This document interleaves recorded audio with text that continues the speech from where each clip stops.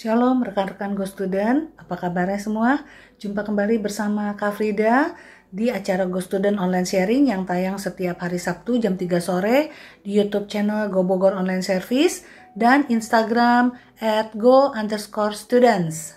Di awal tahun baru ini Kak Frida ucapkan selamat tahun baru 2025 bagi kita semua. Dan judul sharing hari ini Kak Frida beri judul Teori Konspirasi. Wah, berat nih ya. Judulnya aja kayaknya yang berat. Teori konspirasi.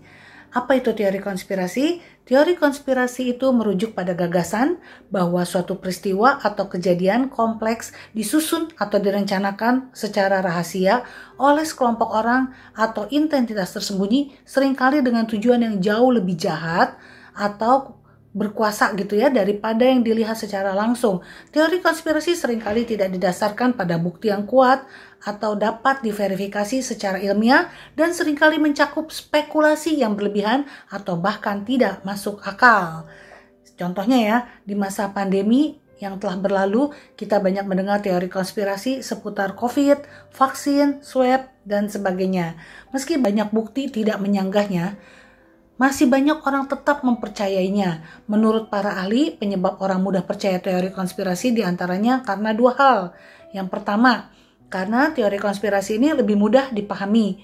Teori konspirasi soal virus lebih mudah dipahami daripada harus mendengar penjelasan berdasarkan ilmu kedokteran yang benar.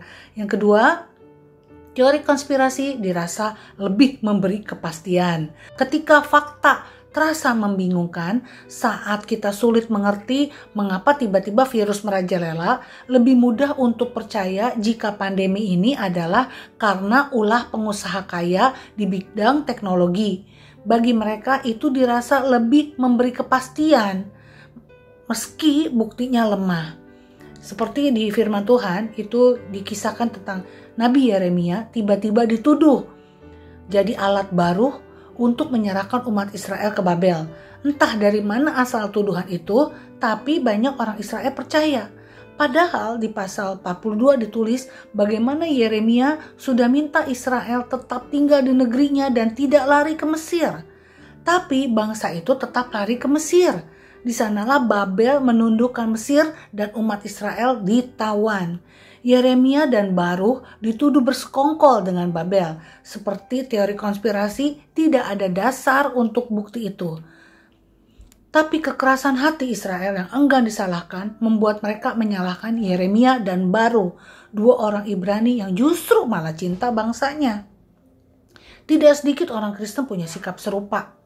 Saat perintah firman Tuhan tidak sesuai dengan selera dan keinginannya.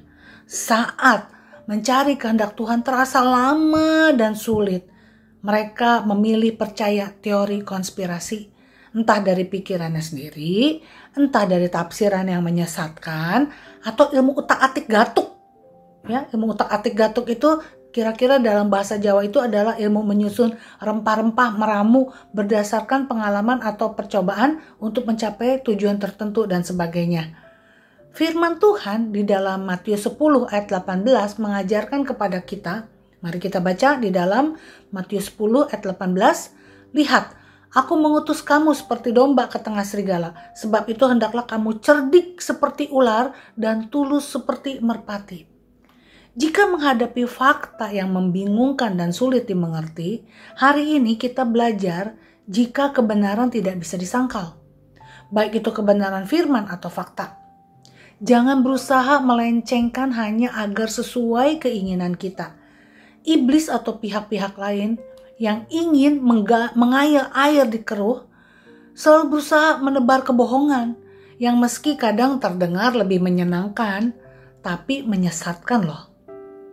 Ya, mari kita semua belajar untuk teliti membaca fakta. Pelajari firman Tuhan dengan benar. Dan jangan percaya pada satu informasi hanya karena itu lebih menyenangkan dan mudah dipahami. Ingat ya, hanya karena sesuatu itu lebih mudah dan menyenangkan, bukan berarti itu benar. Ya, ingat teman-teman rekan-rekan semua di Go Student. Ya, ini singkat sekali sharing pengingat dari Kak Frida untuk memberkati rekan-rekan Go Student bisa juga mendukung pelayanan kita dengan membagikan, like, dan subscribe bagi yang belum. Dan ingatlah, dalam menjalani tahun baru ini, jika kita menghadapi fakta yang membingungkan, sulit dimengerti, mari kita teliti membaca fakta. Pelajari firman Tuhan dengan benar.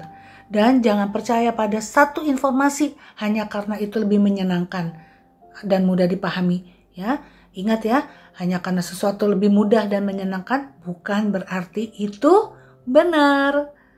Baiklah rekan-rekan, terima kasih sudah menyaksikan. Salam sehat untuk kita semua dan always remember Jesus love you.